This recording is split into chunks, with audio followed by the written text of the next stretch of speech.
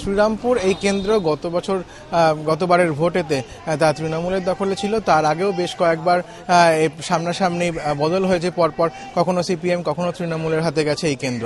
এই বছরে যে প্রার্থী, এবারে যিনি প্রার্থী সিপিআইএম এর, তিনি একেবারে নতুন প্রজন্মের প্রার্থী তীর্থঙ্কর রায়। তার সঙ্গে কথা বলবো। প্রচার শুরু হয়ে গিয়েছে, কিছুক্ষণের মধ্যেই বেরিয়ে পড়বেন, এই অঞ্চল পরিক্রমা করবেন। আমি যেখানে রয়েছি কোতরঙের এই অঞ্চলে, তার সঙ্গে কথা বলবো। এবারের ভোটে মূলত কোন বিষয়টাকে তুলে ধরছেন প্রধানত?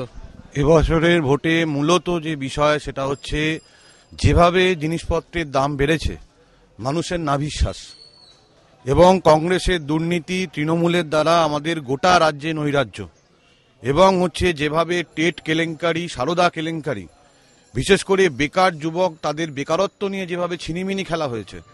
আমি যখন বিভিন্ন জায়গায় প্রচারে যাচ্ছি, মানুষ অফুরন্ত সাড়া দিচ্ছেন। বিশেষ করে নতুন প্রজন্মের ছেলে যারা হচ্ছে স্বপ্ন দেখেছিল কাজ হবে, তাদের সাথে যেভাবে প্রতারিত করা হচ্ছে বিভিন্ন প্রচারের মধ্যে দিয়ে, বিভিন্ন প্রচারের জায়গায় মূলত এই বিষয়টা আমার সামনে উঠে আসছে। আপনি জানেন যে আমাদের একদম হচ্ছে গঙ্গার ধার জুড়ে বিভিন্ন যে জুট মিলগুলো আছে, সেখানকার শ্রমিক, তাদের বর্তমান যে অবস্থা, তাদের যা সংকট, তৃণমূল কংগ্রেসের সরকার আসার পরে তৃণমূল কংগ্রেসের সরকার এবং মালিকের ভাষা, দুটো ভাষা হচ্ছে এক। প্রতিদিন সেখানে হচ্ছে শ্রমিকদের ওপর শোষণ চলছে। বিভিন্ন বেকার যুবক, তারা হচ্ছে টেট পরীক্ষা দিয়েছিল, স্বপ্ন দেখেছিল কাজ হবে, কিন্তু তৃণমূল কংগ্রেসের পরিবার, তাদের পরিবার ছাড়া চাকরি হবে না, এটা আজকে যুবক সমাজ বুঝতে পারছে।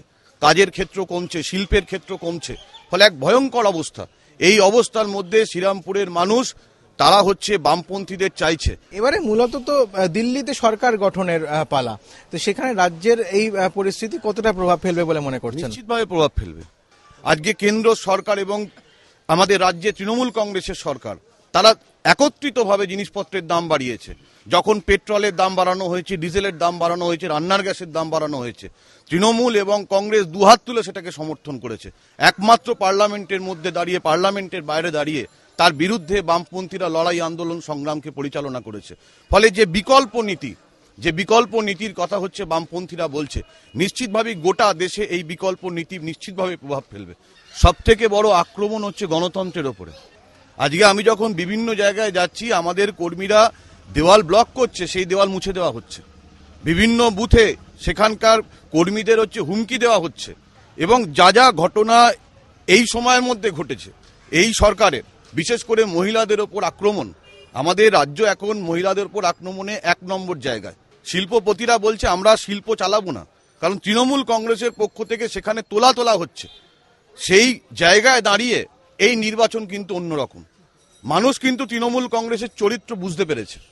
আমি তৃণমূল কংগ্রেসের বেকার যুবক, যারা হচ্ছে ঝান্ডা নিয়ে বিধানসভা নির্বাচনে তৃণমূল কংগ্রেস হয়ে প্রচার করেছিল, তাদেরকে বলবো একমাত্র বামপন্থীরাই পারে হচ্ছে এর বিরুদ্ধে লড়াই করতে।